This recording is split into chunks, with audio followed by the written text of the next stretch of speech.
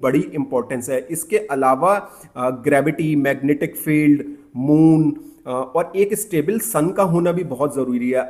वो बहुत ज़्यादा अनस्टेबल नहीं होना चाहिए स्टार। अगर वो बहुत ज़्यादा अनस्टेबल होगा तो उसके अराउंड जो प्लेनेट है वो कभी लाइफ सस्टेन कर ही नहीं पाएंगे। अगर वो बहुत ज़्यादा सोलर फ्लेयर्स उससे निकल रही है तो रेडिएशन बहुत ज़्यादा होगा जिससे लाइफ एग्जिस्ट नहीं कर पाएगी। या फिर अगर बहुत जाइंट स्टार है तो उसकी ग्रेविटी प्लैनेट्स को पुल कर लेगी।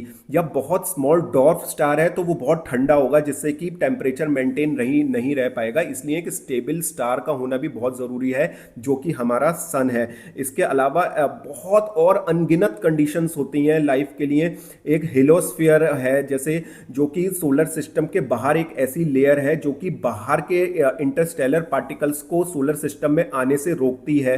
तो ये हेलोस्फीयर भी सन का ही बनाता है। जो सोलर फ्लेयर्स सन से निकलती हैं ये हेलोस्फीयर को फॉर्म करती हैं। इसके अलावा देखिए कितनी रेयरेस्ट ऑफ रेयर चीज हुई थी कि पहले 70 मिलियन ईयर्स अगो डायनासोर अर्थ पे घूमा करते थे।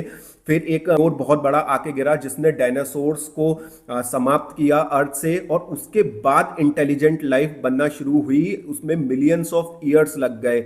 अगर वो कॉमेट नहीं गिरा होता तो शायद इंटेलिजेंट लाइफ आज अर्थ पे नहीं होती।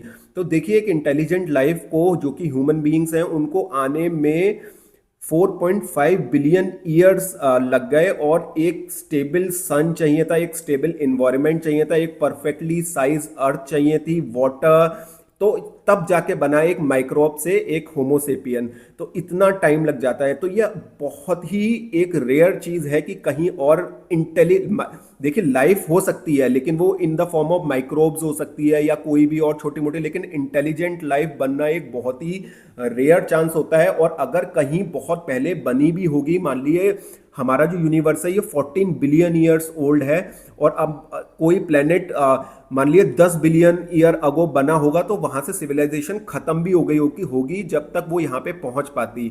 तो ये एक बहुत ही रेयर फिनोमिना होता है। सिविलाइजेशन सस्टेन भी नहीं कर पाती है इतना लंबा। तो सिविलाइजेशन को सस्टेन भी लॉन्ग टाइम तक करना होता है जबकि वो इंटरस्टेलर स्पेस पे ट्रेवल कर पाए और इतनी ज्यादा एडवांस हो कि स्पीड ऑफ लाइट से भी तेज चल पाए, तब जाके वो किसी दूसरे स्टार्स पे पहुंच पाएगी। वो भी नामुमकिन सा है क्योंकि जो यूनिवर्स है वो आप इमेजिन भी नहीं कर सकते कितना वास्ट है, और स्टार्स के बीच में दूरी मिलियंस ऑफ लाइट ईयर्स की है।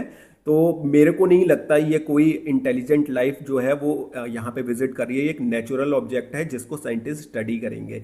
गाइस, आपको क्या लगता है कि आने वाले टाइम में कभी एलियन इंडिया को या अर्थ को विजिट कर सकते हैं? मुझे कमेंट सेक्शन में जरूर बताइएगा।